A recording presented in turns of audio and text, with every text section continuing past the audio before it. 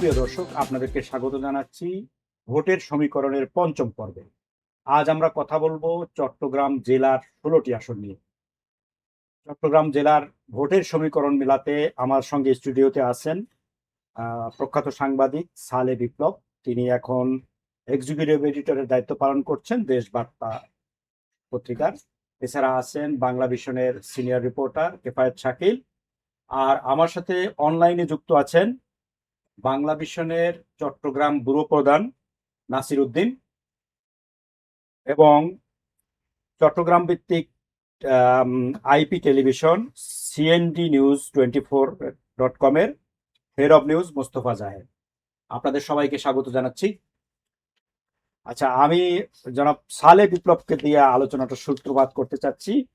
আমরা আমরা আসন ভিত্তিক আলোচনা করব। আসলে চট্টগ্রামে যে 16টা আসন আছে, আমি আপনাকে আহ্বান জানাবো চট্টগ্রাম এক আসনের রাজনীতি, মানে ভোটের রাজনীতিটা কেমন, কি পরিস্থিতি বিরাজ করছে সেখানে। চট্টগ্রামের রাজনীতির আলোচনা যেতে হলে আমরা একটা কথা বলে নিতে চাই, সেটা হচ্ছে যে চট্টগ্রাম বিএনপির জন্য খুব গুরুত্বপূর্ণ। কারণ বিএনপি প্রতিষ্ঠাতা প্রেসিডেন্ট জিয়াউর রহমান চট্টগ্রামে শাহাদাত বরণ করেছিলেন এবং বেগম খালেদা জিয়া পার্টির দায়িত্ব নেওয়ার পর প্রথম যে নির্বাচন, তিনি চট্টগ্রামে একটি আসন থেকে নির্বাচন করেছেন, চট্টগ্রাম 8, এবং জানেন তিনি সব আসনে বিজয় হয়েছিলেন, চট্টগ্রাম 8 থেকে তিনি বিজয় হয়েছেন। আর বরাবরই চট্টগ্রাম বিএনপির একটা ঘাঁটি বলে একটা পরিচিতি লাভ আগে থেকেই ছিল। শুধু বিএনপি না, 4 দলীয় জোট যেটা আমরা বলতাম আগে, বিএনপি জামাত সহ যে 4 দলীয় জোট। আবার জামাতের জন্য চট্টগ্রাম খুব গুরুত্বপূর্ণ। কেন গুরুত্বপূর্ণ?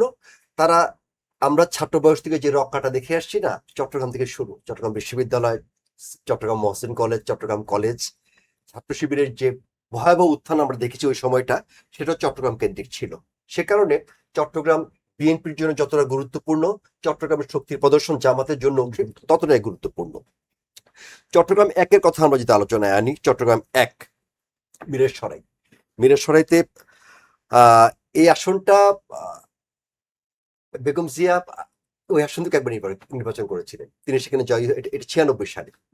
91তে বেগম জিয়া নির্বাচন করেছেন চট্টগ্রাম 8 থেকে, আর 96তে উনি যে 5টা আসনে নির্বাচন করেন তার মধ্যে একটা হচ্ছে চট্টগ্রাম 1 মিরেরসরাই। তিনি সেখানে বিপুল ভোটে জয়ী হন। পরে উপনির্বাচনে বিএনপি আর আসনটি পায়নি। পরে সেখানে ইঞ্জিনিয়ার মোশাররফ হোসেন 96 সালে সে আসনটিতে জয়লাভ করেন। এখন এবার বিএনপির প্রার্থী নুরুল আমিন। বিএনপির সাংগঠনিক অবস্থা আমার যতদূর জানা আছে এখানে যথেষ্ট ভালো। তবে জামাত যে প্রার্থী দিয়েছে সাইদুর রহমান, হ্যাঁ, তাকেও আপনি একদম হিসেবের বাইরে ফেলতে পারবেন না। তিনিও প্রতিদ্বন্দ্বিতা করবেন। তবে সাধারণ পারসেপশন যেটা, জনমত যতটুকু আমি উপলব্ধি করতে পারি বা আমার যতটুকু অ্যাসেসমেন্ট, শক্ত লড়াই হবে। তবে আলটিমেটলি এক আসনটাতে বিএনপি তাদের অনুকূলে ফলাফল নিয়ে আসতে পারবে। আচ্ছা কেফায়েত শাকিল, আপনি সেই আসনের পাশের মানুষ, সেই এলাকারই মানুষ, আপনার কাছে কি তথ্য আছে এই আসন আসলে ভোটের রাজনীতি কোন দিকে হেলে আছে? ভাই যেমনটি বলছিলেন, এখানে চট্টগ্রামের মিরসরাইটা আসলে ফেনী থেকে পরেই চট্টগ্রামের, এবং এখানে জামাতের যিনি প্রার্থী অ্যাডভোকেট সাইফুল ইসলাম, আমরা মনে হয় তাকে চিনি হচ্ছে বিশেষ করে আওয়ামী লীগ সরকারের সময় জামাত যেই সমাবেশটি প্রথম করার সুযোগ পেল 2023-এ, সেই সমাবেশের জন্য যিনি একদম ঝুঁকি নিয়ে ডিএমপিতে গিয়ে অনুমতি চাওয়া, বা তখন একদম ফ্রন্ট লাইনার তিনি ছিলেন। তখন থেকে আসলে তার আস্তে আস্তে আলোচনায় আসা শুরু, এবং তখন থেকে আমরা দেখছিলাম যে তিনি আস্তে আস্তে সেখানকার যে আসনটি রয়েছে মিরসরাই এলাকায় তার প্রচারণা শুরু হয়। সেই 23-এ অর্থাৎ 24-এর নির্বাচনের জন্য কিন্তু তিনি একটি প্রস্তুতি নিয়ে নেমেছিলেন, যদিও পরবর্তীতে 24-এর নির্বাচনে তার দল জামাত ইসলামী বা বিএনপি কেউই অংশগ্রহণ করেনি, যার কারণে তিনি অংশগ্রহণ করেননি। তো সেই জায়গা থেকে তিনি কিন্তু মাঠটি একটু লং টাইম ধরে তৈরি করেছেন। এ জায়গায় নুরুল আমিনের সময়টা, বিএনপির যিনি, তিনি এমনিতেই যেহেতু বিএনপি অধ্যুষিত এলাকা, সেখানে একটি প্রভাব আছেই তার। তবে মানে সাইফুল ইসলাম ওই দিক থেকে, প্রচারণার দিক থেকে নুরুল ইসলাম থেকে এগিয়ে আছেন। তবে এখানকার অবস্থা, আমিও ভাইয়ের মতো বলবো যে এখনই বলার অবস্থা নেই যে একেবারেই কেউ একদম এগিয়ে আছে, কেউ হেরে যাবে। একটা প্রতিদ্বন্দ্বিতা এখানে হতে পারে, সে হাসি কে হাসে সেটা এখন বলার। ধন্যবাদ কেফায়েত শাকিল। আমরা একটু চট্টগ্রামে যাচ্ছি। আমাদের চট্টগ্রাম ব্যুরো প্রধান নাসির উদ্দিন তোতা, আপনার কাছে জানতে চাচ্ছি আমি আসলে চট্টগ্রাম যে 2 আসন, সেই দুই আসনের ভোটের রাজনীতি বা ভোটের সমীকরণটা কেমন দেখছেন? চট্টগ্রাম 2 আসনে আমরা দেখছি কমপক্ষে 8জন প্রার্থী আছেন। তার মধ্যে জামাত ইসলামের প্রার্থী যেমন আছেন, বিএনপির প্রার্থী আছেন সরওয়ার আলমগীর, এবং জামাতের প্রার্থী হচ্ছে মোহাম্মদ নুরুল আমিন সহ 8জন প্রার্থী আছেন। এই আসনে, চট্টগ্রাম 2 আসনে আসলে কোন দিকে হেলে আছে, কোন দিকে জনসমর্থন বেশি আপনি দেখতে পাচ্ছেন, আপনি যেহেতু মাঠ পর্যায়ে কাজ করছেন? এই আসনটি মূলত ফটিকছড়ি আসন। ফটিকছড়ি আহ, বাংলাদেশের সবচেয়ে সর্ববৃহৎ উপজেলা, এটি ফেনীর সমান আয়তনের দিক থেকে। এখানে বিএনপি সরওয়ার আলমগীর যেমন নতুন করে প্রার্থী হয়েছেন, একই সাথে জামাতের অধ্যক্ষ মোহাম্মদ নুরুল আমিনও একেবারেই নতুন। এই আসলে আমরা যে মিশরের কথা বললেন, আমরা আসলে আওয়ামী লীগ না থাকাতে এবার মূলত প্রতিদ্বন্দ্বিতা ধরে নিয়েছে বিএনপি এবং জামাতের মধ্যেই হবে। 8জন প্রার্থীর মধ্যে ওই 6জন বিশেষ করে তেমন আলোচনায় নেই। তো বিএনপির যিনি প্রার্থী সরওয়ার আলমগীর, তিনি ইয়াং এনার্জেটিক, দীর্ঘদিন মাঠে ছিলেন। উনার মনোনয়ন নিয়েও আপনারা জেনেছেন যে ইতিমধ্যে অনেক হসপস হয়েছে। শেষ পর্যন্ত উনি উচ্চ আদালতের রায় নিয়ে উনি মাঠে আছেন। আর আওয়ামী লীগ প্রার্থী উনিও অধ্যক্ষ মোহাম্মদ নুরুল আমিন, উনিও বেশ প্রতিক্রিয়া আছে। তো আমরা যে বিষয়টা লক্ষ্য করছি যে এই আসনটাতেও আওয়ামী লীগ এবং বিএনপি এবং জামাত প্রার্থীর মধ্যে মূল প্রতিদ্বন্দ্বিতা হবে। তো নুরুল আমিনের জন্য এই বিষয়টা জামাতের নুরুল আমিনের মধ্যে লড়াইতে পরে মনে করছেন সব পেশা শ্রেণীর মানুষে। তো আমাদের প্রার্থী আবার নিজে কিছুটা, আমরা ওনার সাথে কথা বলেছি, প্রার্থীকে ওনার চেয়ে দুর্বল ভাবে উনি আমাদের জানিয়েছেন। তো সরওয়ার আলমগীর আমাদের বললেন যে আসনটি তো আসলে জামাত কখনো জিতেনি, এই আসন ফিরে থাকবে। উনি হয়তো বিএনপির যে পরিবেশ, বিএনপির নেতা কর্মীদের যে তৎপরতা এবং বিএনপির যে ভোট ব্যাংক, ওটাকে উনি খাটো করে দেন। তো সব মিলিয়ে যেটা বলা যায়, বিএনপির প্রার্থী যদি জিতেনও এই আসনে অনেকটা কাছাকাছি হাড্ডাহাড্ডি লড়াই বলতে যা বোঝায়, আমি মনে করি এই আসন হবে। তবে এগিয়ে রাখতে অধ্যক্ষ মোহাম্মদ নুরুল আমিনের সাথে আমি সরওয়ার আলমগীরকে এড়িয়ে রাখবো। এই আসনটিতে কখনো জামাত জিতে এসেছে এমন তথ্য নেই। তবে এবার চিটাগংয়ের যে বিষয়টা, আমরা প্রত্যেকটি আসনে 3 লাখের মতো তরুণ ভোটার আছে।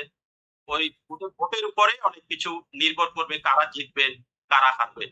এছাড়া আরেকটা বিষয় আমরা যেটা দেখছি যে আমাদের বিএনপি চেয়ারপারসন প্রয়াত বেগম খালেদা জিয়া, উনার যে একটা ক্যারিসম্যাটিক ইমেজ, আমরা অনেক সময় দেখেছি কেন্দ্রে, আমরা প্র্যাকটিক্যালি একটা কেন্দ্রের কথা আমি আপনাকে বলি।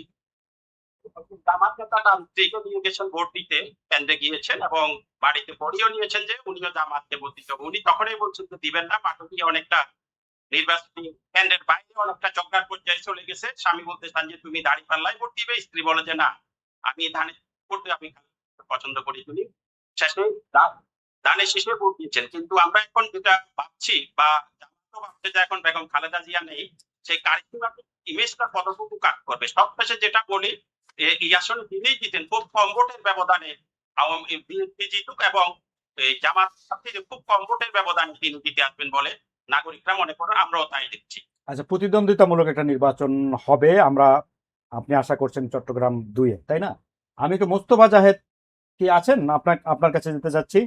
আপনার কাছে আমরা জানতে চাই যে চট্টগ্রাম যে 3 আসন আমরা দেখছি যে চট্টগ্রামের বেশিরভাগ আসনে অনেক প্রার্থী, কিন্তু চট্টগ্রাম 3 আসনে মাত্র 4 জন প্রার্থী।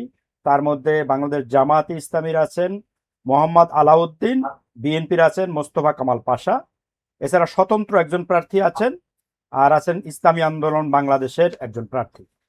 তো এই আসনের ভোটের হিসাব নিকাশ কোন দিকে ঝুঁকে আছে, কেমন? আসলে ধন্যবাদ। আমাদের চট্টগ্রাম 3 আসনে যে প্রার্থীগুলো আছে, আসলে যতটুকু আমরা আমাদের দেখা যায় বা আমরা যা দেখেছি, আপনার ভোটার, তরুণ যে ভোটারই বলে গেলেন, তরুণ ভোটারদের আগ্রহ কতটা, 2024 বলে 18 বলে, এই তরুণদের ভোটার কখনো ভোটার করতে পারে না। এই তরুণ ভোটারের পরিচয় দেখা যাচ্ছে যদি হয়, সম্ভাবনা যদি হয় যে তরুণ ভোটার ভোট দিতে পারবে আগামীতে, সেই ক্ষেত্রে আমরা দেখে যাচ্ছি ধারাই শীত মার্কার যে পদপ্রার্থী উনি এগিয়ে আছেন এবং যে দাঁড়িপাল্লা প্রতীক উনি যতটুকু আছে সে বিশ্লেষণ করে আসলে এখন আর আমরা এখন বুঝতে পারছি, কিন্তু সেই যদি প্রমাণ হবে কোথায়, ভোটের দিনে বুঝতে পারবো আমরা সমীকরণটা তিনি আছে কি আসলে পরিস্থিতি পড়বে। আমি বেসিক্যালি রামমনিরহাট, রাউজান এই বিষয় নিয়ে আমি একটু আপনাদের সাথে সঙ্গীত হইতে পারছি যে আপনি বলেন। ঠিক ঠিক আছে, আমরা ধন্যবাদ আপনাকে। এখানে আমরা দেখছি যে স্বতন্ত্র একজন প্রার্থী আছেন, সম্ভবত মানে আমি বলছি 3 আসনের কথা। এখানে স্বতন্ত্র একজন প্রার্থী আছেন মহিদুল মাওলা। উনি কি বিএনপির বিদ্রোহী প্রার্থী ছিলেন? উনি কেমন ভোট কাটবেন বলে মনে করছেন? না, বিএনপির ভোট ওনার ব্যক্তিগত ইমেজ যদি থাকে তো হয়তো ব্যক্তি মানসিক দেখবে, কিন্তু প্রত্যেকটাই সবচেয়ে মূলত বিদ্রোহী মতবাদী থাকলে ওনার যে আপনার যে প্রতীক ধানের শীষ, হুম। সেই প্রতীকটাই সাধারণ জনগণ ডিসাইডিং হবে তাই বলছেন? এখানে এখানে আর কোনো আপনার ব্যক্তি বিশেষ কোনো প্রয়োজন হবে না। এক সময় যারা ভোট দিতে পারেনি সেই ধানের শীষেই ওরা তরুণরা ভোট দিবে, সেটাই আমাদের আমরা বিশ্লেষণ করে দেখতে পারি। জি, মোস্তফা জাহেদ, আপনাকে ধন্যবাদ জানাচ্ছি। আপনি লাইনে থাকুন, আবার আপনার কাছে আসবো। সালে বিপ্লব, হুম। আপনার কাছে আমি আসছি চট্টগ্রাম 4 আসন। এইখানে একজন আলোচিত প্রার্থী আছেন, হ্যাঁ, আসলাম চৌধুরী, মোহাম্মদ আসলাম চৌধুরী। গত আমলে বেশ কয়েকবার তিনি জেলে গিয়েছেন, নানা ঘটনা তাকে নিয়ে অনেক রিউমার আছে বাজারে, হুম, হুম, হুম। এবং ঋণ খেলাপের দায়েও সে অভিযুক্ত। শেষ পর্যন্ত হ্যাঁ। সে প্রার্থী হতে পেরেছেন। এবং আওয়ামী লীগের মানে জামাতে ইসলামের প্রার্থী আছে আনোয়ার সিদ্দিক। জি। এই আসনে আমরা দেখছি কমপক্ষে 8 জন প্রার্থী আছেন। হ্যাঁ। তাই ভোট বিভিন্ন বাক্সে ভাগ হওয়ার সম্ভাবনা আছে। এই আসনের আসলে কোন দিকে হেলে আছে বলে আপনার কাছে তথ্য আছে? আপনি নিজেই বললেন যেটা, যে লায়ন আসলাম চৌধুরী বিভিন্ন কারণে আলোচিত সমালোচিত ছিলেন। হুম। মোসাদ কানেকশন, তাকে আমরা জানি সেটা হয়তো সত্য না, কিন্তু তাকে বিতর্কিত করা হয়েছিল। হ্যাঁ। সেই সময় তিনি আলোচনায় আসেন। তবে সবচেয়ে বড় যে ব্যাপারটা আমরা দেখেছি, তিনি যখন যে অবস্থাতে ছিলেন দলের প্রতি তিনি অনুগত ছিলেন, দলের জন্য কাজ করেছেন, দলের প্রতি তার ডেডিকেশন নিয়ে কখনো কোনো প্রশ্ন ওঠেনি। এবার যখন নমিনেশন প্রথমে তাকে দেয়া হবে বলেও আবার দেয়া হলো না, দেয়া হয়েছিল আরেকজনকে। পরে আবার ফাইনালি গিয়ে বিএনপি তাকেই চূড়ান্ত নমিনেশনটা দিয়েছে।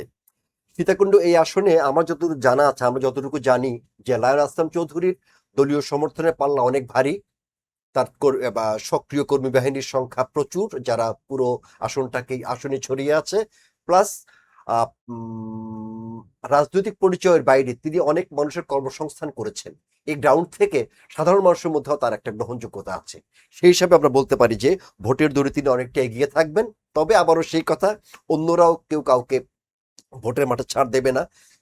জামাতের কথা যদি বলতে যাই, একটা কথা আমরা আলোচনা করছিলাম কিছুক্ষণ আগে, আপনি বলছিলেন যে একটা বিষয়, জামায়াত 91 সালে ছিল বিএনপির সঙ্গে, 96 2001 পর্যন্ত বিএনপির সঙ্গে নির্বাচন করেছে। জামাতের কনক্রিট ভোট কত আমরা এখনো জানি না, হিসেবটা হয়নি, এইবার হয়তো হবে। তো জামায়াত যেহেতু আওয়ামী লীগ নেই মাঠে, জামায়াত নিশ্চয়ই দ্বিতীয় অবস্থানে থেকে বিএনপির সঙ্গে লড়াই করবে, বা কোথাও হয়তো তারা প্রথম হওয়ার চেষ্টাও করবে। নিঃসন্দেহে তারা চেষ্টা করবে, হয়তো কোথাও তারা সফল হবেও। তবে এক্ষেত্রে সীতাকুণ্ডের যে বাস্তব পরিস্থিতি, বিএনপির সঙ্গে জামাতের গ্যাপটা বেশ অনেকটা, খুব মানে 19-20 বলা যাবে না, 18-20 বলা যাবে না, গ্যাপটা বোধহয় 17-20 বা 16-20। সেক্ষেত্রে লায়ন আসলাম চৌধুরী এগিয়ে থাকবেন বলে আমরা মনে করতে পারি।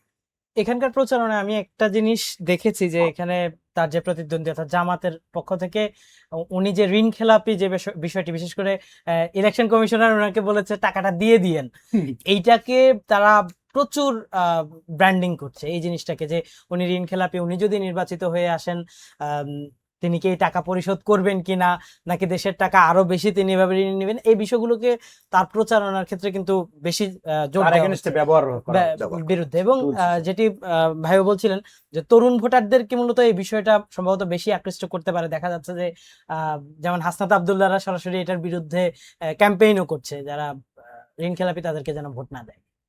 আচ্ছা, আমি একটু তোতা ভাইয়ের কাছে যাচ্ছি, নাসিরউদ্দিনের কাছে যেতে চাচ্ছি। চট্টগ্রাম 5 আসন, এইটার একটা হেভিওয়েট আসন। আমরা জানি যে এখানে প্রার্থী হয়েছেন মীর হেলাল উদ্দিন, ব্যারিস্টার মীর হেলাল উদ্দিন।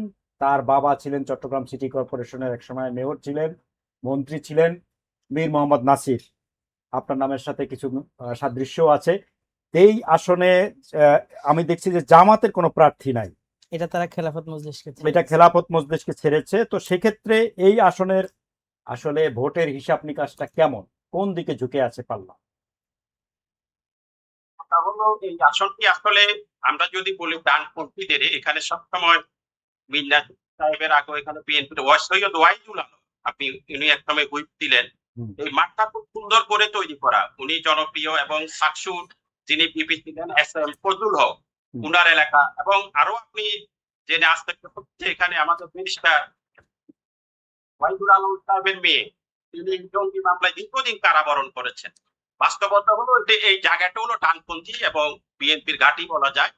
এর সাথে মীর নাসির উদ্দিনের ছেলে মীর মোহাম্মদ হেলাল উদ্দিনের সাথে প্রতিদ্বন্দ্বিতা করছেন তিনি হলেন মাওলানা নাসিরউদ্দিন মনি। জি। উনার বিশেষত্ব হলো ওই এলাকা কওমি অধ্যুষিত। বাংলাদেশের সবচেয়ে বড় মাদ্রাসা যেটি দারুল উলুম হাটাজারি, যেটা মাওলানা শফি সাহেব ইন্তেকাল করতেন, উনি প্রতিষ্ঠাতা। ওই বড় মাদ্রাসারে উনি একজন আলেম এবং তিনি হেফাজত যুগ্ম মহাসচিব, একই সাথে খেলাফত মজলিসের রাজনীতির সাথে জড়িত। সেভাবে তিনি 10 দলীয় প্রার্থী হিসাবে এখানে নির্বাচন করছেন। বাস্তবে দেখি ভোটগুলো আসলে মীর হেলাল উদ্দিনের যা ভোট, আমরা ওই মাওলানা নাসিরউদ্দিন মনিরেরও ভোট, এই ভোটগুলো এখন ভাগ হবে। অন্য কোনো প্রতিদ্বন্দ্বী নেই। তারপরে আমরা যদি মনে করি যে হেফাজতে এবং খেলাফত মজলিস মিলিয়ে এখানে আসবে, তবে বাস্তবতা বলে এই আসনটি আমরা যদি আগের নির্বাচনগুলো দেখি অনেক ভোটের প্রধান বিএনপি প্রার্থীরা জয়ী আসছেন, বিশেষ করে সৈয়দ ওয়াহিদুল আলম যিনি হুইপ ছিলেন। তো বাস্তবতা যেটা হলো এখন এই এবার যেটা আমি আগেই বলেছি আপনাকে, আওয়ামী লীগ যখন মাঠে নেই, এখন আওয়ামী লীগ নির্বাচনে অংশ নিবে কি নিবে না, একটা ইনফরমেশন আমরা ইতিমধ্যে পেয়েছি, কতটুকু সত্য সেটা জানি না। মাঝ পর্যায়ে নেতাদের সাথে কথা বলেছি, তারা এই নির্বাচনে না যাওয়ার সম্ভাবনা বেশি। তারা মানে দেখা ভোট কেন্দ্রে না যাওয়ার সম্ভাবনা বেশি। এটা তো সরাসরি শেখ হাসিনা ক্যাম্পেইন তাদের করছে। সাথে সংখ্যালঘু সম্প্রদায়ের কিছু লোকজনও যাবেন না, এটা বোঝাতে চাইবেন যে এই নির্বাচনে পার্টিসিপেন্ট অংশগ্রহণটা কম হয়েছে। তো সবকিছু মিলিয়ে আমরা মনে করি আমরা এখানে মীর হেলাল উদ্দিন এর সাথে তিনি মাওলানা মোহাম্মদ নাসিরউদ্দিন মনির, উনি তো আছেন রাজনীতির সাথে এবং উনার ধর্মীয় ভাবে একটা প্রভাব আছে, কওমি যেটা কওমি ব্যাকগ্রাউন্ডের উনি একটা প্রভাব আছে। সেই জায়গায় এখানে আমরা মনে করি যে আমি আগেই বলেছি ভোটগুলো কিন্তু একই ভোট, 2 বাক্সে ভাগ হয়ে যাবে। তো বিষয়টা আমি মনে করছি যে ওই জায়গায় যদি আমি বিএনপির অন্যান্য নেতৃবৃন্দের যেতে ধরি, বিএনপির লোকজন যদি ঐক্যবদ্ধ থাকে, মীর হেলালকে আমরা এগিয়ে রাখতে পারি।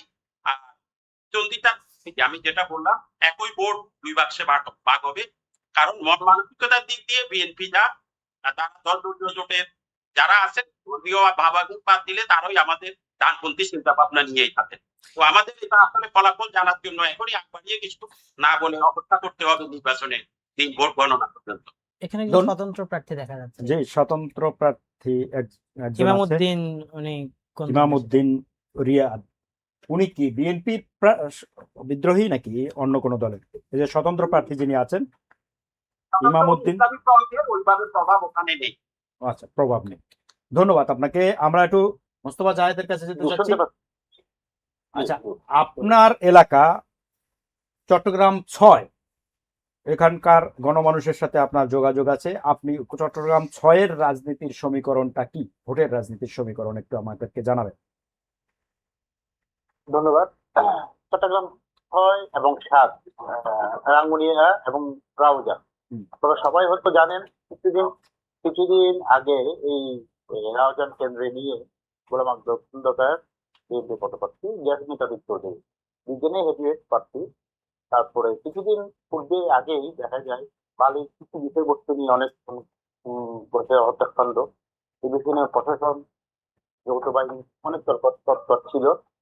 এখন ভোটার পর্যায়ে দেখা যায় যখন একটা গ্রুপিং হয় গোলাম আজম খন্দকার এবং ইয়াসমিন তাবিদ চৌধুরী, আমরা দেখতে বা আমাদের সমীকরণে আমাদের চিন্তা করে দেখি আমরা ইয়াসমিন তাবিদ চৌধুরী মাঠ পর্যায়ে পরিবেশ এবং ভোটাররা অনেক আগ্রহী প্রকাশ করে চৌধুরী এই বিষয়টা একটু ভালো থাকতে দেখা যায়। কিন্তু এখন তো আমরা বলতে পারবো না যে কে জয়ী হবে, তার কে পরাজয় হবে। অনেকেই পদপ্রার্থী আছে কিন্তু বিএনপি একদম 70% ভাবেই এগিয়ে আছে, এটাই বলতে পারি। আর রাঙ্গুনিয়ার 7 যেটা হচ্ছে রাঙ্গুনিয়ার শহীদ জিয়াউর রহমানের প্রথম সমাধি, ওটাই পদপ্রার্থী হচ্ছে হুকুমকাদের চৌধুরী এবং আপনার জামাতে পদপ্রার্থী ডাক্তার রেজাউল করিম। হুকুমকাদের চৌধুরীর যে গণজোয়ার হ্যাঁ, যে গণজোয়ার এবং ডাক্তার রেজাউল করে করোনার সময় যেভাবে মানুষকে তার ডাক্তারি পেশায় সেবা প্রদান করেছে জন্য ওনাকে স্বীকৃতি দেওয়া হয় মানবিক ডাক্তার হিসেবে। রাঙ্গুনিয়ার সময়গুলোটা করলে আমরা এসব করি।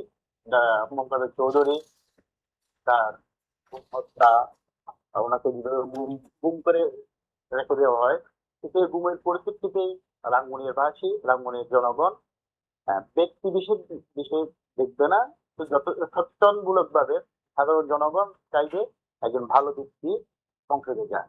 সেই বিষয়গুলো আমরা চোখে পড়েছি, জনমত করে দেখলাম, সবার কাছ থেকে মতামত নিয়ে আমরা অনেক সময় দেখতে পাই, মানে ধানের শীষ বলেন বা দাঁড়িপাল্লাই বলেন, বেসিক্যালি আপনার ব্যক্তি বিশিষ্ট এখানে পরিচিত হয়।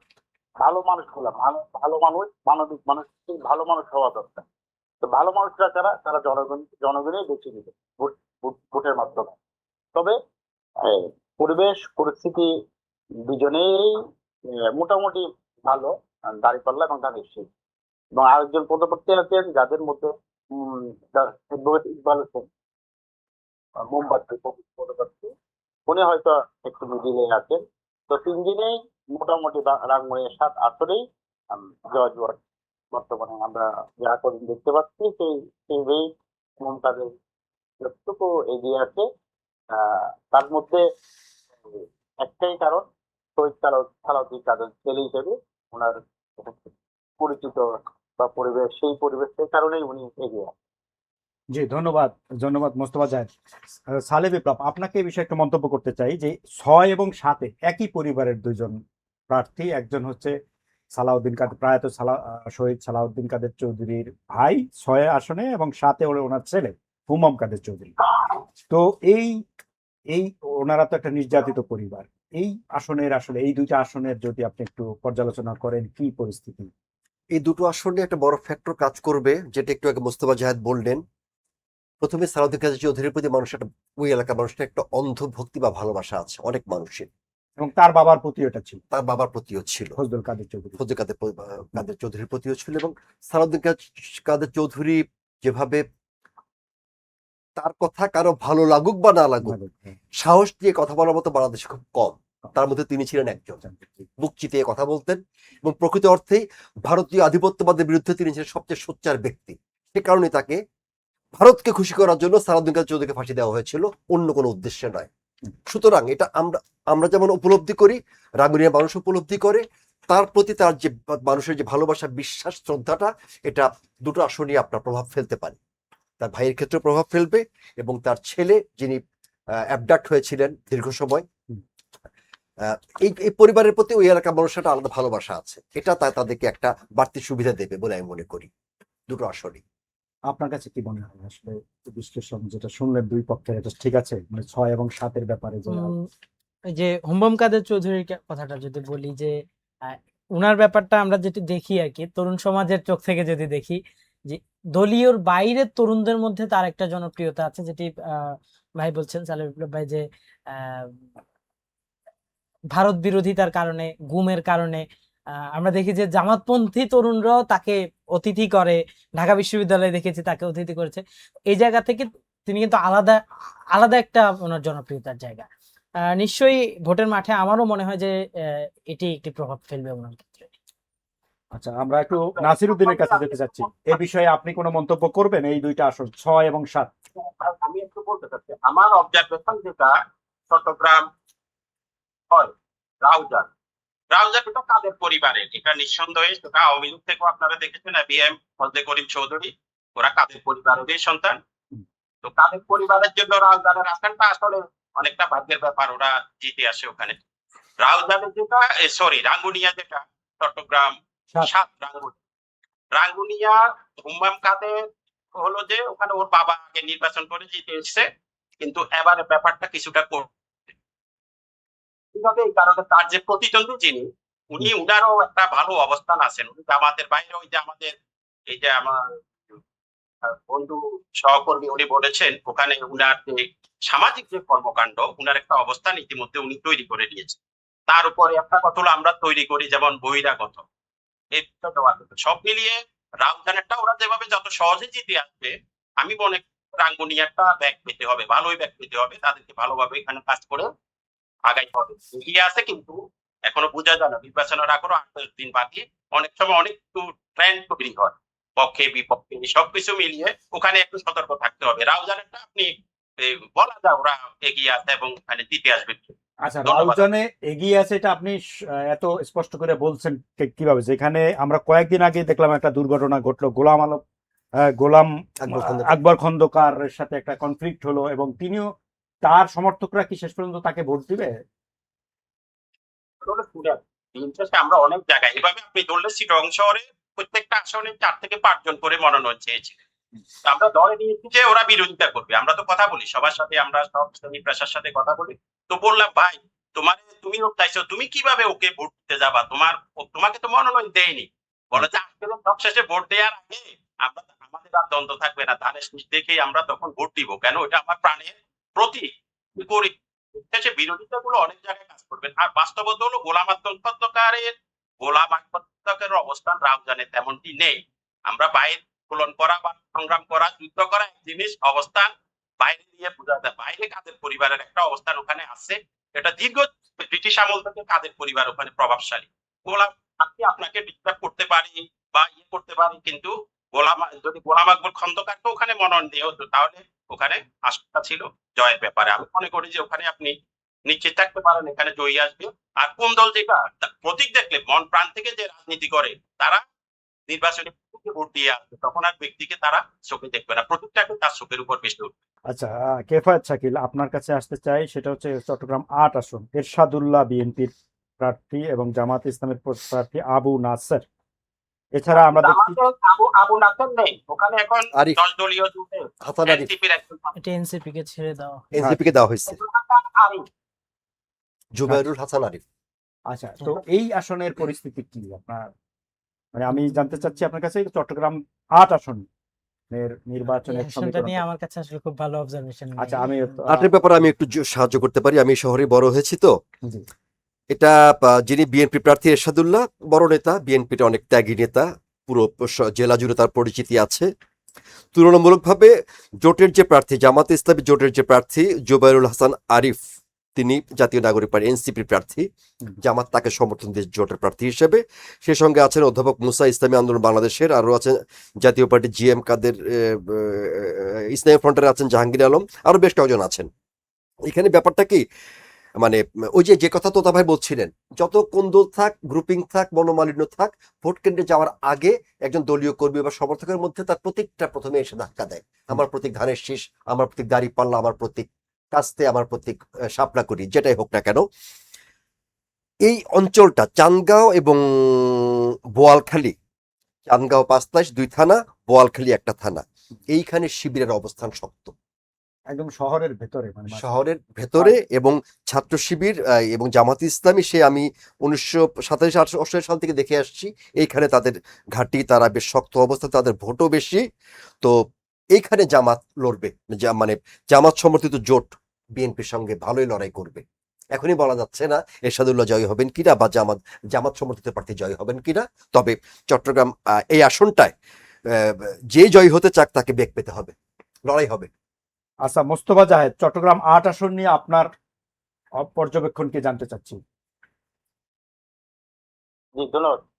আসলে চট্টগ্রাম ৮ আসন চাঁদগাঁও বলতে, যেমন আমাদের সিনিয়র সাংবাদিক খালেদ লোপাই বললেন, উনি দীর্ঘদিন চট্টগ্রামে ছিলেন। জামাত এবং সরি চাঁদগাঁও এবং পাতলাই এবং বোয়ালখালী সবগুলো মিলে আসলে একটা ঘাঁটি জামাত নির্দেশ।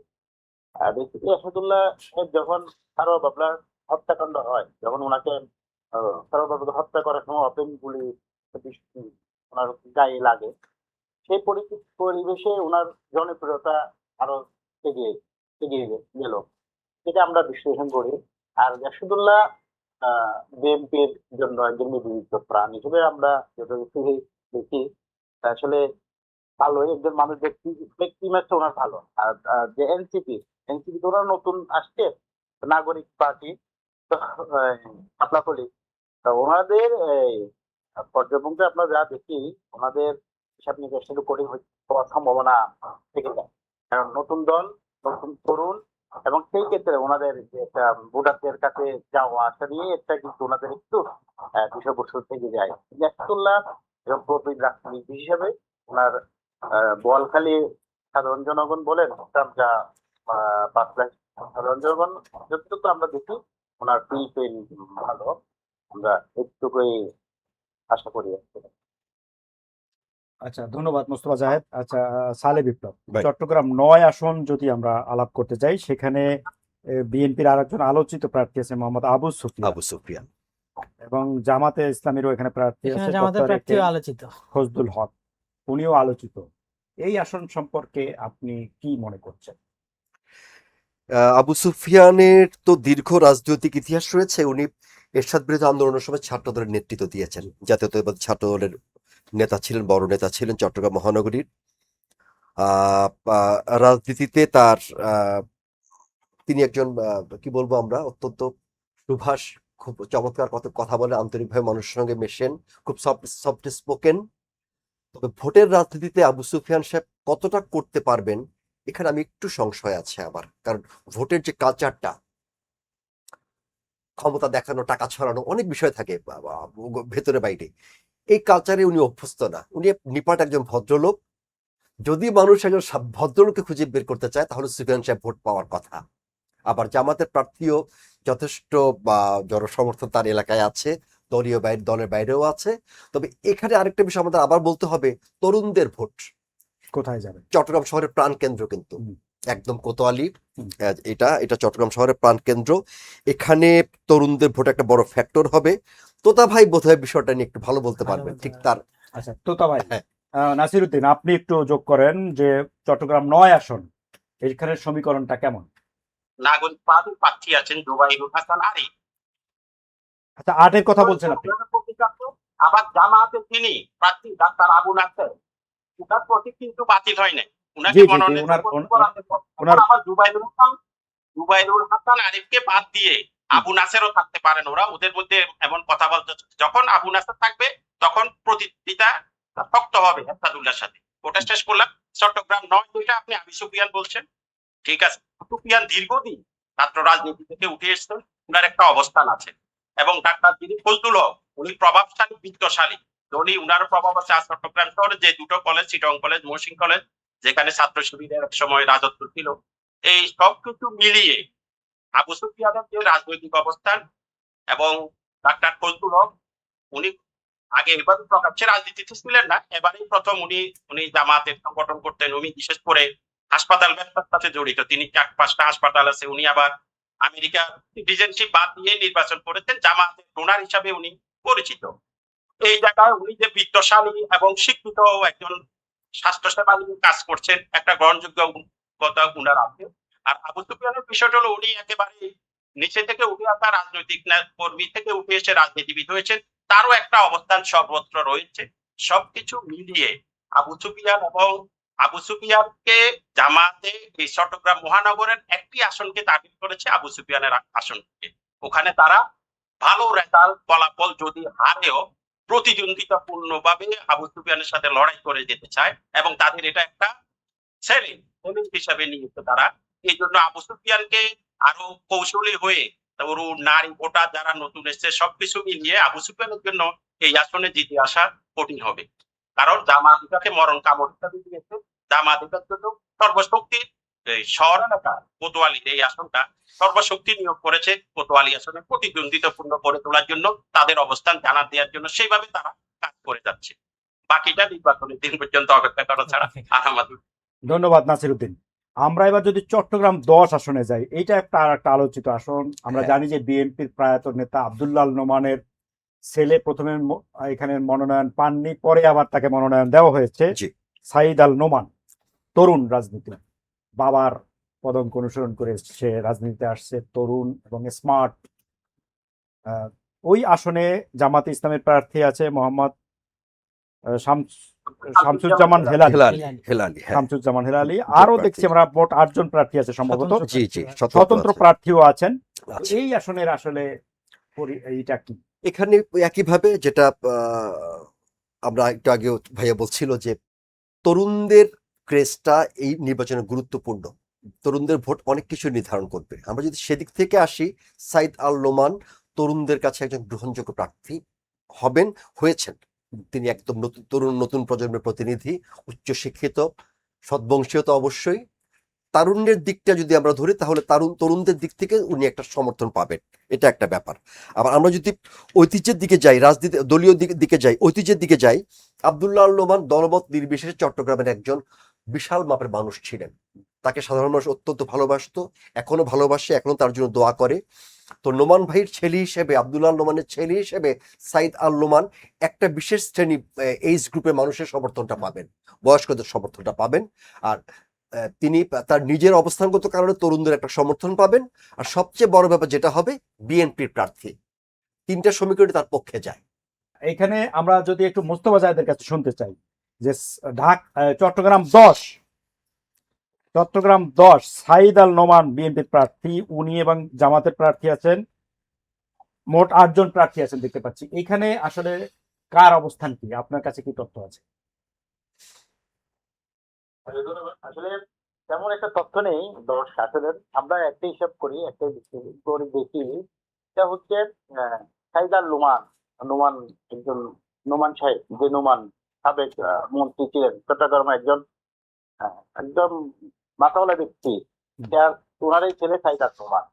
তো এখানে ওনার হাড্ডাহাড্ডি লড়াই হওয়ার সম্ভাবনা এখানে থাকবে জামাত পরবর্তী দাঁড়িপাল্লা মার্কা। এখন আমি একটা কথাই বারবার বলে আসছিলাম, ব্যক্তি ব্যক্তি ইমেজ বা ব্যক্তি তরুণ ব্যক্তি হিসেবে যে ব্যক্তি তার ভোটারের আঙ্গিনায় পৌঁছতে পারবে, তার ফিল্ডটাই ভালো থাকবে। কারণ সমীকরণে আমরা যদি দেখি, আমরা যেহেতু আর এখন থেকে বলতে পারবো না যে সাইদ আল নোমান হয়ে যাবে, জামাতে পরবর্তী দাঁড়িপাল্লা মার্কা হয়ে যাবে, কিন্তু আমরা একটা হিসাব করি সাধারণ ভোটারের কাছে যদি সাইদ আল নোমান দিতে পারে, তাহলে সম্ভাবনা থাকতে পারে। আর হাড্ডাহাড্ডি হবে কোথায়?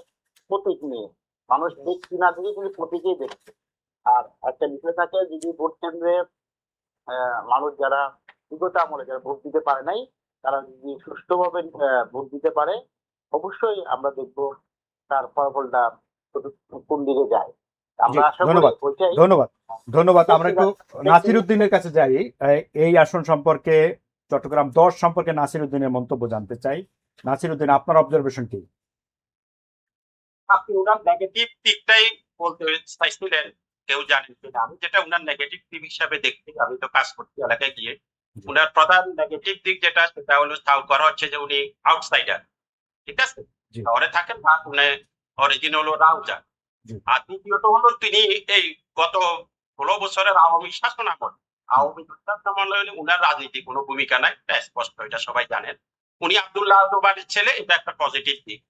তো আব্দুল্লাহ নোমানের ছেলে হিসাবে পজিটিভ দিক হিসাবে উনি উঠতে যাবেন। আবার স্মার্ট অক্সফোর্ডের ডিগ্রি নিয়ে একজন গ্রাজুয়েট, তার তার উচ্চারণ সৌন্দর্য, নায়কোচিত ভাব, তারুণ্যের প্রভাব, এসবই আছে, এটা একটা পজিটিভ দিক। তো বাস্তবতা যেখানে উনার প্রতিদ্বন্দ্বী যিনি অধ্যক্ষ শামসুজ্জামান হেলালি, এই হেলালি কিন্তু ওয়ার্ড কাউন্সিলর, সিটির ওয়ার্ড কাউন্সিলর, ওই এলাকায় ছিলেন উনি। উনার আবার হলো উনি জামাত করেন, উনার পুরো 14 গোষ্ঠী হলো আওয়ামী রাজনীতির সাথে জড়িত। নিশ্চয় আমি যেটা মনে করি, তিনি সেই কারণেই ওয়ার্ড কাউন্সিলর নির্বাচিত হয়েছে। উনার যেটা প্রজেক্ট, উনি আউটসাইডার না, তারপরে উনি আওয়ামী লীগের যদি সমর্থন পান, তাহলে সাইদ আল নোমানের সাথে সাইদ আল নোমানকে তিনি ছেড়ে কথা বলবেন, একটা প্রতিষ্ঠা তৈরি হবে। সাধারণত আমরা যাই বলি, আওয়ামী লীগের উপরের দিকটার নেতারা নির্বাচনে ভোটে না গেলেও আত্মীয় স্বজন, প্রভাব প্রতিপত্তি বা সাধারণ অনেকের কাছে তো আবেগ আছে, ভোটের দিনে ভোট দিতে যাবেন। তো ওই জায়গাটায় আমি মনে করি যে সাইদ আল নোমানকে সহজে ছেড়ে কথা বলবেন না অধ্যক্ষ শামসুজ্জামান হেলালি। কেন? কাউন্সিলর হিসাবে এবং আওয়ামী লীগের সাথে আরেকটা ঘনিষ্ঠতা, এটা সবাই জানে, এটা বিএনপির লোক যেমন জানেন, আওয়ামী লীগ জানেন, জামাতও ভালো জানেন। তিনি ভালোভাবেই মাঠে আছেন এবং প্রতিদ্বন্দ্বিতা গড়ে তুলতে চাইতেছেন। তো আমার কাছে এইটাই হলো আমার পর্যবেক্ষণ। আচ্ছা, আমরা চট্টগ্রাম 11 সম্পর্কে আপনার মন্তব্য জেনে তারপরে সালে বিপ্লবের কাছে যাব। এই আসনে একজন বড় হেভিওয়েট প্রার্থী আছেন, তিনি হচ্ছে আমির খুসরু মাহমুদ চৌধুরী, যিনি বিএনপির শীর্ষ 4-5 জন নেতার একজন প্রভাবশালী নেতা। এবং ওনার সাথে দেখি যে 11 জন প্রতিদ্বন্দ্বী আছে। তো এই আসনের আসলে কোন দিকে ঝুঁকে আছে? এই আসনে আমরা যদি বলি, বিএনপি স্থায়ী কমিটির সদস্য এবং বিএনপি শীর্ষ রাজনৈতিক নেতৃত্বের একজন, উনি স্মার্ট, এখনো বয়স্ক প্রবীণ হলেও উনি এখনো তরুণের মতো আচরণ করেন এবং ভালোভাবেই আছেন। এবং সফল ব্যবসায়ীও বটে, তিনি একজন বড় ব্যবসায়ী, ধনাঢ্য ব্যবসায়ীও বটে। সবকিছু মিলিয়ে আমরা যেটা বলছি, এই একটি মাত্র আসন আমি মনে করি বিএনপির জন্য নির্বাচন। উনার প্রতিনিধি দিচ্ছেন যিনি জামায়াতের, তিনি হলেন জামায়াতের উনি শফিউল আলম। শফিউল আলম উনি ওই এলাকার লোকাল লোক হলো আমির খসরুর মতো নেতার সাথে আমার মনে হয় যে ওটা কঠিন হবে। আর বাস্তবতা হলো এটা ভোটারও দেখে দিবেন, ওই এলাকাটায় বাংলাদেশের প্রাণ কেন্দ্র চট্টগ্রাম বন্দর, হুম। আমাদের জ্বালানি সেক্টরের সবগুলো স্থাপনা এখানে, আমাদের জ্বালানি সেক্টর, বিশেষ করে নৌবাহিনীর স্থাপনা, আমাদের বিমান বাহিনী ঘাঁটি, সবকিছু ওখানে। তো আমি মনে করি যে ভোটাররা ওখানে এমন একজন ব্যক্তিকে তাদের সংসদীয় হিসাবে পেতে চাইবেন, যিনি শুধু বাংলাদেশে আন্তর্জাতিকভাবে গ্রহণযোগ্য, আন্তর্জাতিকভাবে বিশ্বস্ত একজন ব্যক্তিকে ওনারা মনোনীত করবে। আমি মনে করি এখানে আমরা আমির খসরু মাহমুদ চৌধুরীকে এগিয়ে রাখতে পারি। সালেহ যদি বিপ্লব, আপনি কোনো মন্তব্য করবেন? আমি তোতা ভাইয়ের সঙ্গে একমত। বন্দর এবং পতেঙ্গা এলাকার জনগণ যেই শ্রেণীর, যেই চেতনার, যেই চরিত্রের, তারা এবং বিএনপির রাজনৈতিক অবস্থান প্লাস আমির খসরু ভাইয়ের ব্যক্তিগত অবস্থান এবং পারিবারিক অবস্থান, দুটো মিলিয়ে, সবকিছু মিলিয়ে এই আসনে বিএনপি নিশ্চিতভাবে আমির খসরু চৌধুরীকে পাশ করে নিয়ে আসতে পারবে, এখানে আমার কোনো দ্বিধা নেই। আচ্ছা, আমরা যদি এবার আসি চট্টগ্রাম 12 আসন, নাসিরউদ্দিন, আপনি আপনার কাছ থেকে জানতে চাচ্ছি, এখানে বিএনপির প্রার্থী হচ্ছেন মোহাম্মদ এনামুল হক এবং জামাতে ইসলামের আছে মোহাম্মদ ফরিদুল আলম সহ আমরা দেখতে পাচ্ছি প্রার্থীর সংখ্যা অনেক, হুম। প্রায় প্রায় 8 জন অন্তত আছেন প্রার্থী।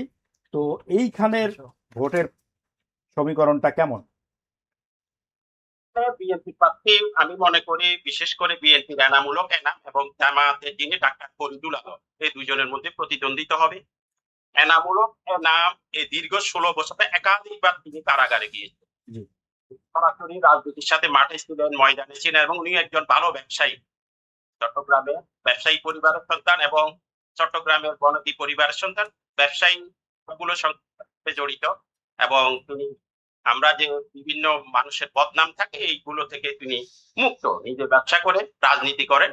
উনাকে প্রথম দেওয়া হয়নি, পরে যেভাবে হোক উনি মনোনয়ন পেয়েছেন। আমি মনে করি যে বিএনপি তো একটা ভালো সিদ্ধান্ত নিয়েছে, উনি প্রতিদ্বন্দ্বিতা গড়ে তুলবেন। আর তিনি ডাক্তার ফরিদুল আলম, আপনারা বুঝেন চিকিৎসক মানে সব শ্রেণী পেশা মানুষের সাথে যদি আপনি সমাজ সেবামূলক ধারণা নিয়ে কাজ করেন, সবার সাথে একটা সম্পর্ক থাকে, মোটামুটি উনি ভদ্র সজ্জন ব্যক্তি এবং উনারও প্রভাব আছে এলাকায়।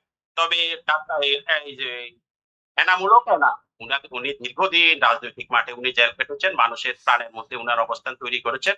আর ওই আশঙ্কা বিএনপির দীর্ঘদিন থেকে, বিশেষ করে আপনারা তো জানেন চট্টগ্রামে আসলে বিএনপির প্রভাব সবগুলোতে, যেটা অনেকদিন তারা বাইরে ছিলেন এই আওয়ামী লীগ বিস্তাপনের কারণে। এখন হয়তো আমরা ধরে রাখছি পটিয়া এনামূলক এনাম ভালো অবস্থানে থাকবেন। ডাক্তার তিনি ফরিদুল আলম সাহেব, উনি ওনার সাথে প্রতিদ্বন্দ্বিতা থাকবেন এবং উনিও আছেন, মাঠে আছেন, ওনার অবস্থানও ভালো আছে। আচ্ছা, সালেহ বিপ্লব, আপনি যদি 12 আসন নিয়ে কোনো মন্তব্য করতে চান এক কথায় করতে পারেন, অথবা না হলে আমরা 13তে যাব। 12 নিয়ে এটুকুই বলবো, ডক্টর ফরিদ আলম উনি একজন ভালো মানুষ, সমাজে সজ্জন বলে পরিচিতি আছে, চিকিৎসক হিসেবে তিনি অনেক অনেক মানুষকে বিনামূল্যে, জামাতের প্রার্থী। হ্যাঁ জামাতের প্রার্থী, বিনামূল্যে চিকিৎসা করেন, ওষুধের পয়সা দেন, তার ভালো একটা গ্রহণযোগ্যতা আছে। তবে যেহেতু এনামুল হক এনাম দীর্ঘদিনের কারা নির্যাতিত এবং তিনি বোধহয় 2-4 জনের মধ্যে একজন যিনি নিজের পয়সা নিজে রাজনীতি করেন, চাঁদাবাজির সঙ্গে তার কখনো কোনো সম্পর্ক, তার কর্মীরাও সেটা করেনি কখনো। তার ইমেজটাও খুব ভালো, লড়াই হবে এবং সম্ভবত লড়াই এনামুল হক উনি এগিয়ে থাকবেন, কারণ ওই আসনটা বিএনপির খুব শক্ত একটা অবস্থান। আচ্ছা, আমরা যদি 13 আসনে যাই, সেখানে বিএনপির প্রার্থী হচ্ছে সরওয়ার জামাল নিজাম, তিনিও একটা পরিচিত মুখ, হ্যাঁ, জাতীয়ভাবে পরিচিত। হ্যাঁ। জামাতে ইসলামেরও প্রার্থী আছেন, অন্তত 7 জন এই আসনে প্রতিদ্বন্দ্বিতা করছেন। এই আসনটা সম্পর্কে আপনি কি জানেন? এখানে সারওয়ারজামান নিজামের সঙ্গে জামাত তো প্রার্থী 11 জোটের প্রার্থী দিয়েছে আরিফ মাইনুদ্দিনকে, সম্ভবত হাইটে ঠিক যায় না, এদিকে বোধহয় সারওয়ারজামান নিজাম এককভাবেই অনেকটা এগিয়ে থাকবেন, আমি এটুকু বলতে পারি। বাকিটা আমরা তো তোমার কাছে শুনি। নাসিরউদ্দিন ভাই, আপনি বলেন তো যে চট্টগ্রাম 13 আসনের কি সমীকরণটা কেমন? যদি আমি বলি সারওয়ার জামান নিজাম, উনার ভাই নেপাল ছিলেন, উনাদের একটা অবস্থান আছে, যেমন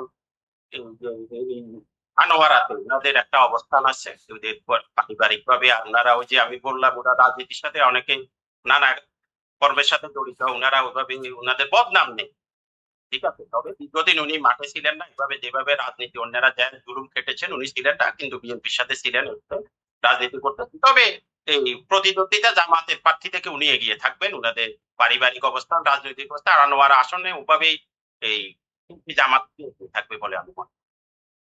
আচ্ছা, এরপরে আপনার কাছে জানতে চাই যে চট্টগ্রাম 14, এখানে দেখছি যে জামাতের বোধহয় প্রার্থী নেই। এখানে বিএনপির প্রার্থী হচ্ছেন আলহাজ জসিম উদ্দিন আহমেদ। এলডিপি হলো সম্ভবত আমাদের। এলডিপির প্রার্থী আছেন ওমর ফারুক এবং স্বতন্ত্র প্রার্থী আছেন দেখছি 2 জন। এই আসনে মানে চট্টগ্রাম 14 কোন জনগণ কোন দিকে হেলে হেলে আছে? জসীমউদ্দিনকে প্রার্থী দেওয়ার কারণেই বিদ্রোহী হয়েছেন, বিদ্রোহী প্রার্থী 2 জন হয়েছেন এখানে, ঠিক আছে। হুম। এটা এলডিপির আছেন এখানে প্রেসিডিয়াম সদস্য অধ্যাপক ওমর ফারুক, এই জায়গায় বিএনপি এখানে উত্তরাতে এখানে 2 জন প্রতিদ্বন্দ্বী, এর সাথে একজন, তাহলে আমরা যদি ধরি 3 জন দাঁড়াইলো, যতই দুর্বল হোক, যতই সকল প্রার্থী যখন হয়েছে তাকে একটা কনফিডেন্ট নিয়ে তো উনি নির্বাচন করতেছেন। জি। তো এই জায়গাটাতে বিএনপির এখানে কঠিন হবে, কিন্তু আসনটা ছিল বিএনপির, একসময় ওলি আহমেদ সাহেব জিতে আসতেন ওই আসন থেকে বিএনপির প্রার্থী হিসাবে, কিন্তু এবার ওলি আহমেদ সাহেবের ছেলে যিনি নির্বাচন করছেন অধ্যাপক ওমর ফারুক। ওমর ফারুক ওমর ফারুক অবস্থাটা আমি এখনো ক্লিয়ার বোঝা যাচ্ছে না, তবে যেটা মনে করছি যে বিএনপির ভোটটা ভাগ হবে, বিদ্রোহী একজনও না 2 জন বিদ্রোহী প্রার্থী। একেবারে ক্রিটিক্যালিটা নিয়ে মন্তব্য করা অনেক কঠিন, আর অলি সাহেবেরও পরে বদনাম ছিল, নানাভাবে উনি ডালপালা গড়জানো এবং কথা মিল না থাকা, মানে ভিন্নমত, তারপরে সমালোচনা, বিএনপি সবকিছু মিলিয়ে এখানে আসলে এই আসনটা নিয়ে মন্তব্য করা আসলেই কঠিন বিএনপির মধ্যে। আচ্ছা, তবে এখানে যেহেতু অলি আহমেদের আগের আসন, আবার জামাতের সমর্থনটা যোগ হচ্ছে, এটা কিন্তু ওমর ফারুকের জন্য একটু পজিটিভ পজিটিভ হবে, আমিও তাই মনে করি, আমিও তাই আচ্ছা, মনে করি। এর ক্ষেত্রে একটা মন্তব্য আমি আপনার কাছে জানতে চাই ছোট করে, সেটা হচ্ছে অলি আহমেদ একজন বীর মুক্তিযোদ্ধা আমরা জানি, এবং সে এক সময় বিএনপির সাথে যে তার মানে একটা বিএনপি থেকে যে তিনি বেরিয়ে গেলেন, এটার পটভূমি ছিল জামাতের সাথে বিএনপির ঘনিষ্ঠতা। এখন আবার তিনি জামাতের সাথে জোট করলেন, এটাকে স্থানীয় মানুষজন কিভাবে নিয়েছে আপনি কি জানেন? বিএনপিতে তো আসলে ওই স্থায়ী সম্পর্ক এবং স্থায়ী বৈরিতা বলে কিছু নেই, ঠিক আছে। এখন এই জায়গাটা আসলে ক্রিটিক্যাল, এই জায়গা সম্পর্কে এটা সম্পর্কে স্টাডিও করতে পারিনি তেমন ভাবে, এখানে মন্তব্য করা এই বিষয়ে কতটুকু, এখন এটা ওই আমার ওই এলাকাতে আসলে বাস্তবে যাওয়াও হয়নি, কারোর সাথে আমি ডিপলি স্টাডি করি না, কিন্তু এটাই মাথায় ঢুকে গেছে যে 2 জন স্বতন্ত্র আছে বিএনপির, এটা একটা খারাপ অবস্থা হবে। অলি আহমেদের ছেলে অধ্যাপক যিনি, উনি হয়তো ভালো করতে পারেন। সালেহ বিপ্লব এই বিষয়ে কোনো মন্তব্য করবেন? যে এটা ক্রিটিক্যাল হবে, যেটা তোতা ভাই বললেন, বিএনপির ভোট 2 ভাগ হবে, আবার কর্নেল অলি ওই আসনটা বিএনপিরও ছিল, আবার কর্নেল অলিরও ছিল, হ্যাঁ, দুটো বিষয় কাজ করে। আর ফারুক যেটা বললেন যে জামাতের ভোটটা যুক্ত হয়ে যাবে না, তাহলে কিন্তু ওমর ফারুকের পক্ষে যায়, এলডিপির পক্ষে যায়। জি। আচ্ছা, আমরা যদি 15 নম্বর আসনের কথা বলি, সেখানে মাত্র আমরা দেখছি যে 3 জন প্রার্থী আছেন। বিএনপির প্রার্থী নাজমুল মোস্তফা আমিন এবং ইসলামী আন্দোলন বাংলাদেশের প্রার্থী আছেন জামাতের শাহজাহান চৌধুরী, আলোচিত প্রার্থী। উনি নিজেকে চট্টগ্রামের কিং মনে করেন, কিং মনে করতেন, কি যেন উনি বলেছিলেন যে ওনার গার্ডিয়ান অফ চিটাগং। সূর্য দাঁড়িয়ে থাকবে নাকি জানি হ্যাঁ, না। ওনার জন্য সূর্য দাঁড়িয়ে থাকে, দাঁড়িয়ে থাকে। গার্ডিয়ান অফ চিটাগং এর আসনের অবস্থা অবস্থানটা কি যদি আমাদেরকে জানান? আসন হচ্ছে 15 চট্টগ্রাম 15, শাহজাহান চৌধুরী জামাতের প্রার্থী এবং নাজমুল মোস্তফা আমিন বিএনপির প্রার্থী। 16টি আসনের মধ্যে একমাত্র আসন যেটা সাতকানিয়া নোয়াগাড়া, এটা জামাত সবসময় বলা যায় জামাতের আসন, কিন্তু সেই জামাতের আসনে একবার জিতেছেন শাহজাহান চৌধুরী, আর একবার জিতেছেন শামসুল ইসলাম। এখন 2 জনের মধ্যে বৈরিতা, আপনারা দেখবেন নির্বাচনী তফসিল করার আগে থেকে ওখানে সংঘর্ষ, ইতিমধ্যে 3 জন কর্মী ওখানে মারা গেছে, জামাতের কর্মী। ওই বৈরিতাটা চৌধুরী এবং শামসুল ইসলামের মধ্যে বৈরিতা, একমাত্র জামাতের দ্বন্দ্ব এই আসনে, আর কোথাও দ্বন্দ্ব নেই। ইতিমধ্যে ওদের 3 জন কর্মী, একদিন এক রাতে 2 জন, আরেকদিন 1 জন, 3 জন মারা গেছে, এটা আপনারা খবরপত্র দেখেছেন। তো সবকিছু মিলিয়ে এটা সাতকানিয়া লোহাগাড়া আসনটা জামাতেরই, ওখানে আপনি এমন ভাবে প্রভাব খাটান, বাইরের লোক ওখানে গিয়ে অত সুবিধা করতে পারবে না। সেটা আপনি যদি বেশি শক্তি বলেন, রাজনৈতিক শক্তি বলেন, জনশক্তি বলেন, ওখানে ওটা জামাতের জন্য আমি মনে করি যে এটা জামাতে এগিয়ে থাকবে এবং জামাতেই জিতবে, আগে ওরা জিতে। তো দ্বন্দ্ব যেটা আছে ওটা কতটুকু প্রভাব পড়বে ওটা বলতে পারছি না, কিন্তু বিএনপি ওখানে সুবিধা করতে পারবে বলে আমার মনে হচ্ছে না। আপনি কি জানেন আমারও চিটাগং এর অবস্থান কি? আমারও শাকিল কি যেন বলছিলেন, কি বলছিলেন উনি? সূর্য দাঁড়িয়ে থাকবে। মানে ওনাকে ওনার অনুমতি, ওনার জন্য সূর্য সূর্য দাঁড়িয়ে দাঁড়িয়ে থাকে। থাকবে, তারপর উনি নিজেকে guardian of guardian Chittagong Chittagong বলেছেন। করেছে। মানে এবং বলছিলেন যে প্রশাসনকে বাধ্য করতে হবে যাতে জামাতের পক্ষে কাজ করে। এমনিতে কাজ কিন্তু করে। আওয়ামী লীগের সময় জামাতের যে হরতাল অবরোধগুলোতে আমরা দেখতাম যে সারা বাংলাদেশ শান্ত থাকলেও সেই লোহাগাড়ার ওই সাতকানিয়া জায়গাটি কিন্তু শান্ত থাকতো শান্ত না। থাকতো না, তো এবং তারা ultimately চট্টগ্রামের হবে সাথে কি? কক্সবাজারের যোগাযোগ বিচ্ছিন্ন করে রাখতো। করে দিত। আলটিমেটলি এই শাহজাহান চৌধুরীর নেতিবাচক কথাগুলো কিছুটা ভোট হয়তো কমাবে, বাট এই আসনটা জামাত হয়ে যাবে। আমার মনে হয় জামাত এই আসনটা মানে বরাবরের মধ্যে পেয়ে যাবে, এখানে কঠিন হবে তাকে হারানো। আচ্ছা, নাসির উদ্দিন, আপনার কাছে জানতে চাচ্ছি 16 আসনের অবস্থা কি? সেখানে বিএনপি প্রার্থী মিশকাতুল ইসলাম চৌধুরী, জামাতে ইসলামের প্রার্থী আছে জহিরুল ইসলাম, ইসলাম আরো মানে 7 জন প্রার্থী আছেন। এইখানে নির্বাচনের পরিবেশটা কেমন, কোন দিকে ভোটারদের ঝোঁক আছে বলে মনে করছেন? এখানে একজন স্বতন্ত্র প্রার্থী দেখা যাচ্ছে, তিনি কোন দলের সেটা সহ। এখানে বিএনপি প্রার্থী হলেন সাবেক মন্ত্রী জাফর ইসলাম চৌধুরীর ছোট ছেলে মিশকাতুল ইসলাম চৌধুরী পাপ্পা। হুম। তারা পারিবারিকভাবে অবস্থান আছে, সব দিক থেকে ভালো, কিন্তু বাস্তবতা হলো এখানে বিদ্রোহী প্রার্থী আছেন একজন, তিনি হলেন, আমাকে শুনতে পাচ্ছেন? হ্যাঁ হ্যাঁ, জি। লিয়াকত আলী। মানে বিদ্রোহ প্রার্থী লিয়াকত আলী। লিয়াকত আলী একটা বাঁশখালীর দক্ষিণ অংশে, আপনারা জানবেন লিয়াকত আলী যেভাবে পরিচিত, ওই যে অ্যাসালমে পাওয়ার প্লান্ট নিয়ে আন্দোলন করে আলোচিত, তার একটা প্রভাব ওখানে আছে। হুম। তাহলে আমাদের একজন সাবেক মন্ত্রীর ছেলে বিএনপির মনোনীত প্রার্থী ধানের শীষ, আর একজন বিদ্রোহী লিয়াকত আলী, হুম। ভোট দুবার করে। তার বিপরীতে যিনি প্রার্থী হয়েছে তিনি হলেন জামায়াতের জহিরুল ইসলাম। জামায়াতের জহিরুল ইসলাম আওয়ামী জামানায় উপজেলা চেয়ারম্যান নির্বাচিত। কিভাবে নির্বাচিত হলেন আমরা প্র্যাকটিক্যাল যেটা দেখছি সেটা বলি। প্রচুর নারী ভোটার, আওয়ামী লীগ তো ভোট দিতে দিত না, আওয়ামী লীগের প্রতিদ্বন্দ্বীরা বুঝতে, প্রচুর নারী ভোটার বোরকা পরে দুপুর 12টার আগে ভোট ত্যাগ করে ফেলছে। যখন আওয়ামী প্রার্থী বুঝতে পারছেন, অনেক চেষ্টা করে কসলায় টসলায়, তিনি আর খুশে দালাম, উনি আর উতরাতে পারেননি, জামাতের প্রার্থী নির্বাচিত। তারপরে যিনি জামাতের প্রার্থী মিস্টার জহিরুল ইসলামের পিতা বা দাদা এরকম একজন ভারতীয় আছেন, উনার একটা অবস্থান বাঁশখালীতে, ওই এলাকায় আনোয়ারা বাঁশখালী এলাকায় মানুষ পীর মুর্শিদ এগুলো খুব ভালোবাসে, তার এই একটা প্রভাব আছে।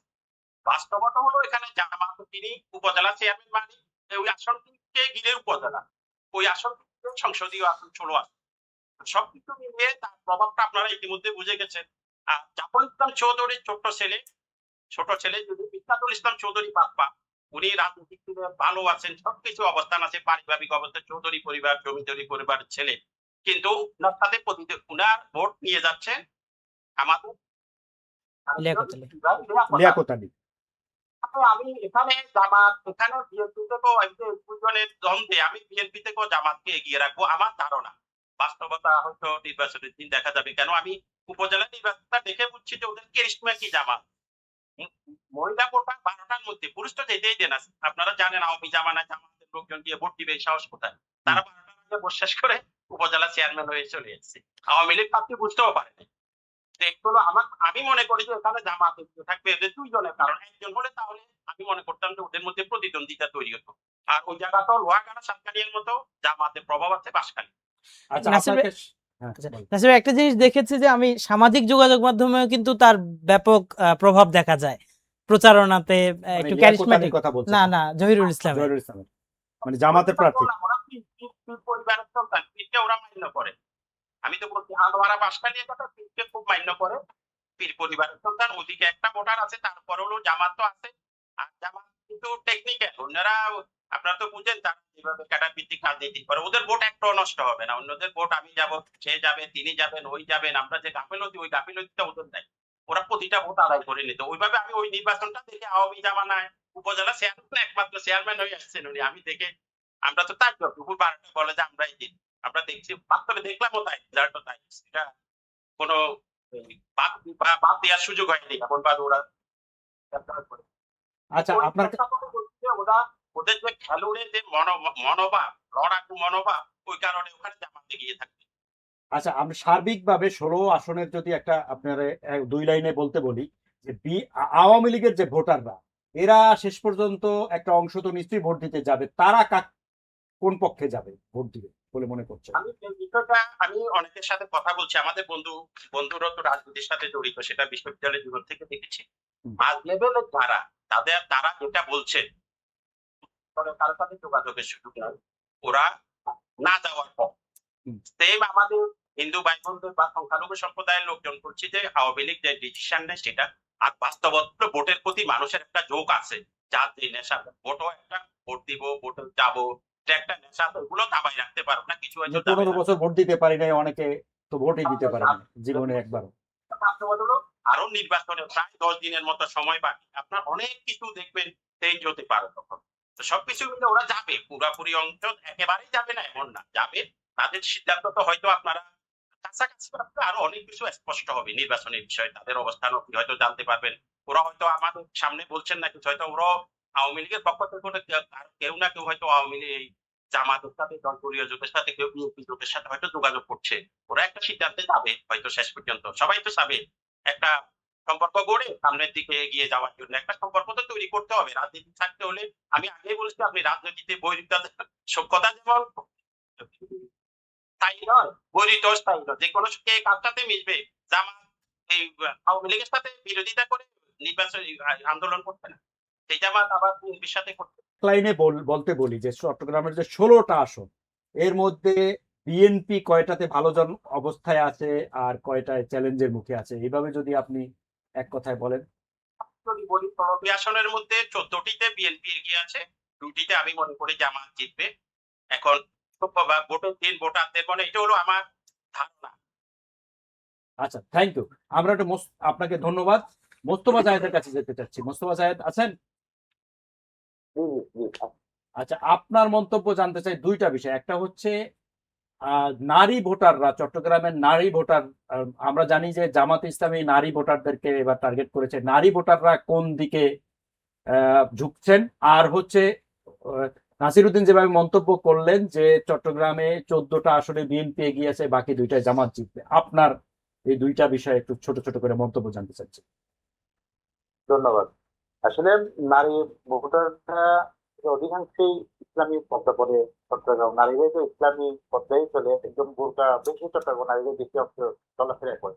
এই বোরকার পড়ার ভিতর দিয়ে ভিতরের খবরটা কিনা বুঝতে পারবো না ওনারা কোন দিকে যাচ্ছে, নারীরা ধানের শীষে যাচ্ছে না দাঁড়িপাল্লায় যাচ্ছে না অন্য অন্য প্রতীকে যাচ্ছে। আমরা এতটুকু বিশ্লেষণ করতে পারি চট্টগ্রাম নারীরা পদ্মাশীল। তো বেসিক্যালি আসলে কোনো মন্তব্য করার কোনো সুযোগই নেই কোন দিকে যাবে। তো ওদের ভোটের সেদিকে বোঝা যাবে 12 তারিখ ভোট কেন্দ্রে ফলাফল নেই। আর সেকেন্ড হচ্ছে আপনি যেটা বলছেন 16টি আসনের মধ্যে জামাত এবং বিএনপি কটা আসন পাবে। আমার সমীকরণ আমি যতটুকু চিন্তাধারা করি, আপনার বিএনপি চার বাংলা থেকে হয়তো 13টি আসন পাওয়ার সম্ভাবনা একটা, বাদ বাকি গুলা জামাতের থাকবে পাবো। ধন্যবাদ মোস্তফা জাহেদ। আমরা এবার কেফায়েত শাকিলের কাছে যাচ্ছি। কেফায়েত শাকিল, ওনারা যে বিশ্লেষণটা দিল, একজন বলল যে 2টা আসন চট্টগ্রামে 16টার মধ্যে জামাত পাবে, আরেকজন বলল 3টা পাবে। আপনার কাছে কি তথ্য, আপনার কাছে কি মনে হয়? আমি যেটি বলতে চাচ্ছি যে আমরা তারেক রহমানের অনেকগুলো সমাবেশ দেখেছি সারা দেশে। অনেকগুলো সমাবেশের মধ্যে আমার পর্যালোচনা বলে সবচেয়ে বেশি উপস্থিতি কিন্তু চট্টগ্রামের প্যারেড গ্রাউন্ডের সমাবেশে হয়েছে। তার পলো গ্রাউন্ডে, হ্যাঁ। তার বিপরীতে আমরা এখন পর্যন্ত জামাতের কিন্তু চট্টগ্রামে কোনো ধরনের শোডাউন আমরা দেখিনি, বড় শোডাউন আমরা দেখিনি। কিন্তু ছাত্র শিবিরের ব্যানারে বা মহানগরী জামাতের ব্যানারে যেসব শোডাউন দেখেছি সেগুলোও কিন্তু খুব ছোট না। ফলে ভাই শুরুতে একটা কথা বলছিলেন যে জামাত গত 17 বছরে কি করেছে বা তার আগেও তাদের কি অবস্থান ছিল, এটা কিন্তু আমরা ভোট কখনো বুঝতে পারিনি, যেহেতু এটি জোটগত ভোট ছিল। তো এখন পর্যন্ত শোডাউন দেখে আমি বলবো যে বিএনপি এগিয়ে আছে, কিন্তু জামাতও সম্ভবত আগামী সপ্তাহ নাগাদ চট্টগ্রামে সমাবেশ করার কথা রয়েছে। তারপর আরেকটু স্পষ্ট হওয়া যাবে যে তাদের অবস্থান আসলে চট্টগ্রামে কতটুকু, বিএনপির সমান না বিএনপির কাছাকাছি নাকি একটু আরেকটু দুর্বল অবস্থা। আমার মনে হয় যে 12 তারিখের আগে আরেক দফা আমাদেরকে মাঠের অবস্থা বোঝার জন্য এই সমাবেশের অপেক্ষা করতে হবে। জি, সালে বিপ্লব, আপনি শেষ মন্তব্য যদি করেন আসলে। এখন পর্যন্ত যতটা আমরা উপলব্ধি করতে পারছি বা ধারণা করতে পারছি, চট্টগ্রাম 16 আসনে 12টি বিএনপি এগিয়ে থাকবে বা পাবে, 3টি জামাত পেয়ে যেতে পারে, 1টি এলডিপি পাবে, যেটা আমার ব্যক্তিগত বিশ্লেষণ। বিএনপি 12, জামাত 3, এলডিপি 1। ধন্যবাদ সালে বিপ্লব, কেফায়েত শাকিল, মোস্তফা জায়েদ এবং বাংলা ভিশনের চট্টগ্রাম ব্যুরো চিফ নাসির উদ্দিন, আপনারা সবাই মিলে চমৎকার বিশ্লেষণ দিয়েছেন। আমরা আশা করছি যে এর মাধ্যমে চট্টগ্রামের যে জেলার যে 16টা আসন, এটা সম্পর্কে একটা স্পষ্ট ধারণা আমাদের দর্শকরা পাবেন। আপনাদেরকে অসংখ্য ধন্যবাদ জানাচ্ছি। সুপ্রিয় দর্শক, আপনাদেরকেও ধন্যবাদ জানিয়ে এতক্ষণ ধৈর্য ধরে আমাদের কথা শোনার জন্য আপনাদেরকে অসংখ্য ধন্যবাদ জানাচ্ছি, কৃতজ্ঞতা জানাচ্ছি। শীঘ্রই আবার অন্য কোনো জেলা বা অন্য কোনো বিভাগের ভোটের সমীকরণ মেলাতে আপনাদের মুখোমুখি হব। সে পর্যন্ত সবাই ভালো থাকবেন এবং বাংলা ভিশনের সঙ্গেই থাকবেন আশা করছি।